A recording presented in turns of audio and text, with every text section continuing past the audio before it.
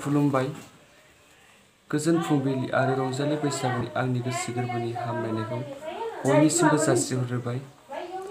आंनि मुङा मुस्रि निजोम बसुमतारी, जिल्ला सनितपुर, आसाम, फ्रम हग्राजुलि, गामि दलापारा। आं दिनै दोंसे खन्थाइ आवरायनो आखायाव लादों। बे खन्थाइनि मुङानो जाबाय फैफिनदो नों बड'फा। फैफिनदो नों बड'फा, हारिखौ फोथांफिननो, बुहुमनि सुबुंनि नेहाथ साननाय गोसोखौ बोस्रांनो फैफिनदो नों बड'फा।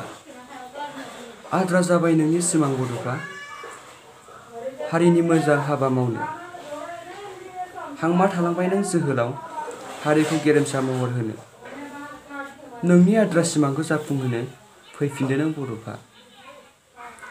बहा दं नों बड'फा, सोरगोआव ना फाथालाव, बारजों ना दैजों, हायाव ना अख्राङाव।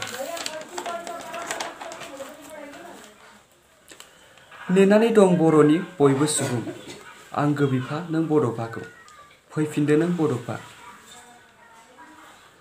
बावनो हायाखै नोंनि मिनिस्लु मिनिनानै रायज्लायनाय, गोसोखाङो दाबो नोंनि बै महर। खोमोरनो हायाखै नोंनि सिमांनि सावगारि, थुलुंगा होयो जोंनि गोसो नों बिफानि बै सावगारि। थांखिखौ लानानै आगान सुरदोंमोन नों, बार अखा सार अन्थाइ हाजासे फैसेयावबो। मोगथां महर होनो नोंनि सिमां, नाथाय हरखाब समनि फाखनजों बुखारना लांजाबाय नोंनि जिउ। होलांनाय नोंनि बै बोसोनखौ नाजादों जोंबो नोंनि दिन्थिनाय लामाजों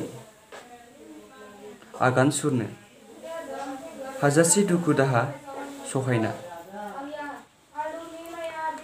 नाथाय मानोबा हेंथा फैदों बुहुमाव, गावजों गाव दावराव दावसि, इनाय साननाय, नेहाथ गोसोजों गावखौनो साननाय, हारिनि सायाव अननाय गैयै हाबा मावनो नाजाबोदों नेहाथ सुबुङा। जों हालिया सहायनो, जों हालिया होबथानो, बेनिखायनो नों फैफिनदो बड'फा, फैफिनदो नों बड'फा। आंनि खन्थाइ आवरायनाया एसेयावनो जोब्बाय। गोजोन्थों।